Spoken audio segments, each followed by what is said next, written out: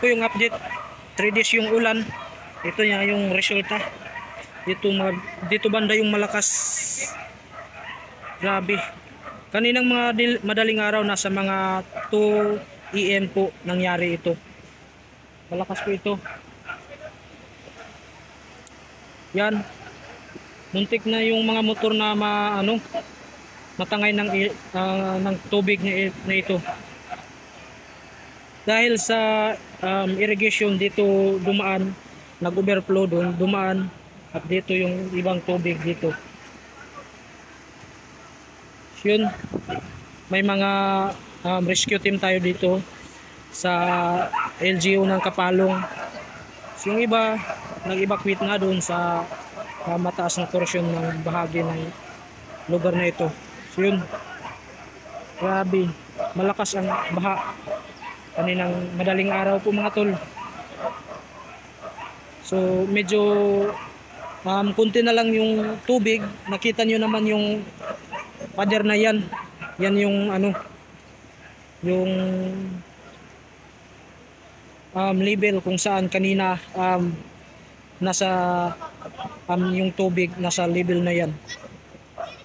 So may pa dito, may boat pa dito na itinali sa ating mga LGU kasi may operasyon sila doon sa kabilang bayan. Buong Kapalong ay pinasok ng tubig sa 3 days na ulan. Yan.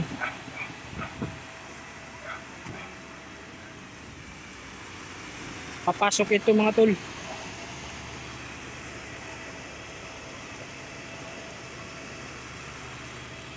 Papasok ito sa loob ng yun.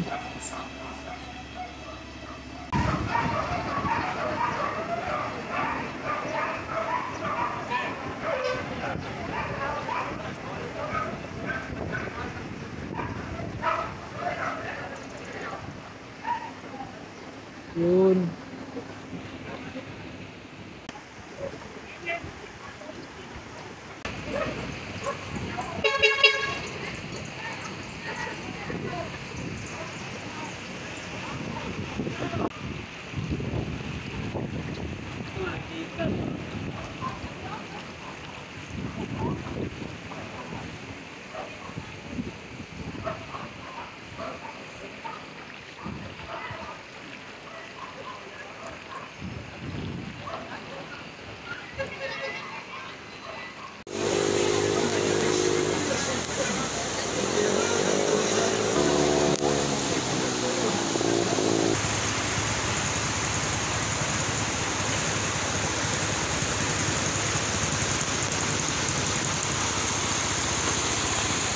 Tignan nyo guys, parang ilog na talaga yung highway. Ito yung highway patungong Tagum City. So titignan nyo naman, tingnan nyo yung paaralan. Para na yung nasa dagat, na maladagat na yung ating makikita ngayon dito. So yun po ang mga truck. Malalim po dito banda. Malalim po dito. Tignan nyo yung sasakyan, tignan nyo.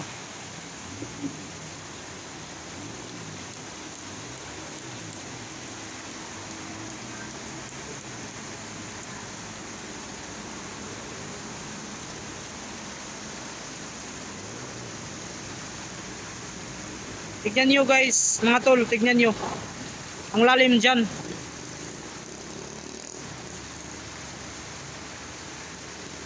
Parang nasa dagat po tayo. Tignan nyo, napakalalim talaga tol. Tignan nyo mga tol, tignan nyo. Napakalalim po talaga dito. Yung sasakyan, tignan nyo. Hanggang dito yung tubig. Tignan nyo. Yan. Yan po, malalim talaga mga tol. Yan o. Parang dagat na mga tol, yung highway. Tignan nyo, napakalalim talaga. Pag-iisipan nyo mabuti kung bakit nagkaganito yung lungsod ng Kapalong. Grabe talaga yung baha dito mga tol. Tignan nyo. Ang lakas ng alon mga tol. Tingnan nyo, aabot dito sa ating tinatayuan. Tingnan nyo. Grabe ang lakas ng alon mga tol.